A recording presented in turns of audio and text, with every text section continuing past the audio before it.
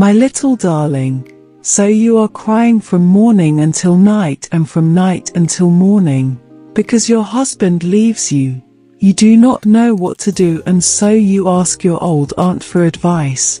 You must consider her quite an expert. I don't know as much as you think I do, and yet I am not entirely ignorant of the art of loving, or, rather, of making oneself loved, in which you are a little lacking. I can admit that at my age. You say that you are all attention, love, kisses and caresses for him. Perhaps that is the very trouble. I think you kiss him too much. My dear, we have in our hands the most terrible power in the world, love. Man is gifted with physical strength, and he exercises force. Woman is gifted with charm, and she rules with caresses. It is our weapon, formidable and invincible, but we should know how to use it. Know well that we are the mistresses of the world. To tell the history of love from the beginning of the world would be to tell the history of man himself. Everything springs from it, the arts, great events, customs, wars, the overthrow of empires.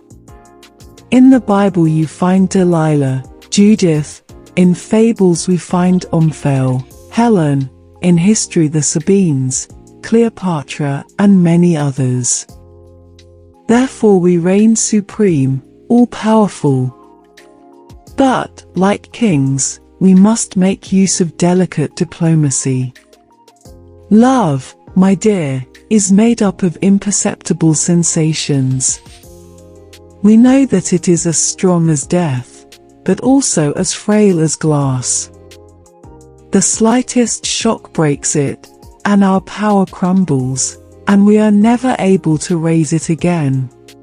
We have the power of making ourselves adored, but we lack one tiny thing, the understanding of the various kinds of caresses.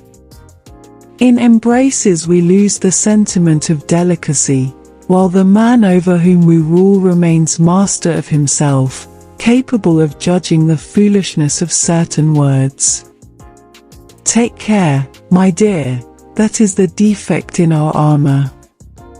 It is our Achilles heel. Do you know whence comes our real power? From the kiss alone. When we know how to hold out and give up our lips, we can become queens. The kiss is only a preface, however, but a charming preface. More charming than the realization itself. A preface which can always be read over again, whereas one cannot always read over the book. Yes, the meeting of lips is the most perfect, the most divine sensation given to human beings, the supreme limit of happiness. It is in the kiss alone that one sometimes seems to feel this union of souls after which we strive, the intermingling of hearts, as it were. Do you remember the verses of Sory Prudhomme? Caresses are nothing but anxious bliss, vain attempts of love to unite souls through a kiss. One caress alone gives this deep sensation of two beings welded into one. It is the kiss. No violent delirium of complete possession is worth this trembling approach of the lips, this first moist and fresh contact, and then the long, lingering, motionless rapture. Therefore, my dear, the kiss is our strongest weapon, but we must take care not to dull it. Do not forget that its value is only relative, purely conventional. It continually changes according to circumstances, the state of expectancy and the ecstasy of the mind. I will call attention to one example. Another poet, François Coppée, has written a line which we all remember, a line which we find delightful, which moves our very hearts.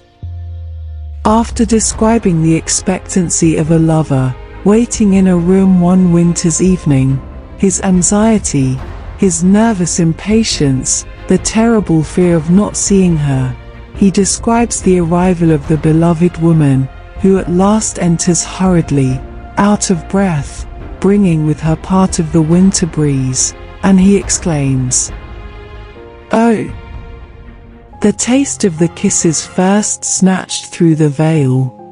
Is that not a line of exquisite sentiment, a delicate and charming observation, a perfect truth? All those who have hastened to a clandestine meeting, whom passion has thrown into the arms of a man, well do they know these first delicious kisses through the veil, and they tremble at the memory of them. And yet their sole charm lies in the circumstances, from being late, from the anxious expectancy, but from the purely or, rather, impurely, if you prefer sensual point of view, they are detestable. Think. Outside it is cold.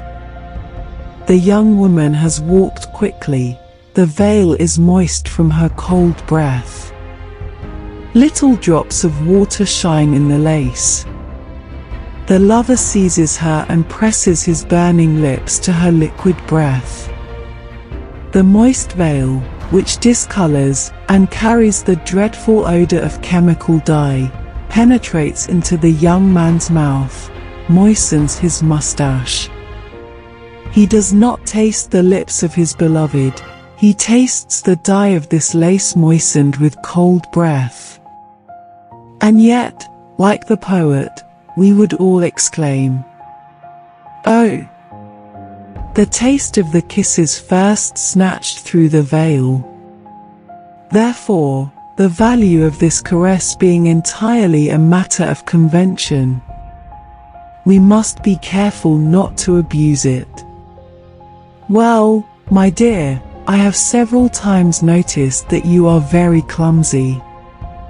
However, you were not alone in that fault. The majority of women lose their authority by abusing the kiss with untimely kisses. When they feel that their husband or their lover is a little tired, at those times when the heart as well as the body needs rest, instead of understanding what is going on within him, they persist in giving inopportune caresses, tire him by the obstinacy of begging lips and give caresses lavished with neither rhyme nor reason. Trust in the advice of my experience. First, never kiss your husband in public, in the train, at the restaurant. It is bad taste, do not give in to your desires. He would feel ridiculous and would never forgive you. Beware of useless kisses lavished in intimacy. I am sure that you abuse them. For instance, I remember one day that you did something quite shocking. Probably you do not remember it. All three of us were together in the drawing room, and, as you did not stand on ceremony before me, your husband was holding you on his knees and kissing you at great length on the neck, the lips and throat. Suddenly you exclaimed, "Oh! The fire!" You had been paying no attention to it, and it was almost out. A few lingering embers were glowing on the hearth. Then he rose, ran to the wood box, from which he dragged two enormous logs with great difficulty, when you came to him with begging lips, murmuring, "Kiss me." He turned his head with difficulty and tried to hold up the logs at the same time. Then you gently and slowly placed your mouth on that of the poor fellow, who remained with his neck out of joint, his sides twisted, his arms almost dropping off, trembling with fatigue and tired from his desperate effort. And you kept drawing out this torturing kiss, without seeing or understanding. Then when you freed him, you began to grumble, "How badly you kiss! No wonder. Oh, take care of that. We all have this foolish habit, this unconscious need of choosing the most inconvenient moments. When he is carrying a glass of water, when he is putting on his shoes, when he is tying his scarf in short, when he finds himself in any uncomfortable position, then is the time which we choose for a caress which makes him stop for a whole minute in the middle of a gesture with the sole desire of getting rid of us. Do not think that this criticism is insignificant. Love, my dear, is a delicate thing. The least little thing offends it.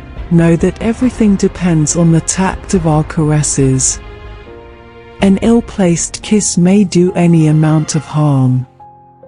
Try following my advice. Your old aunt, Colette.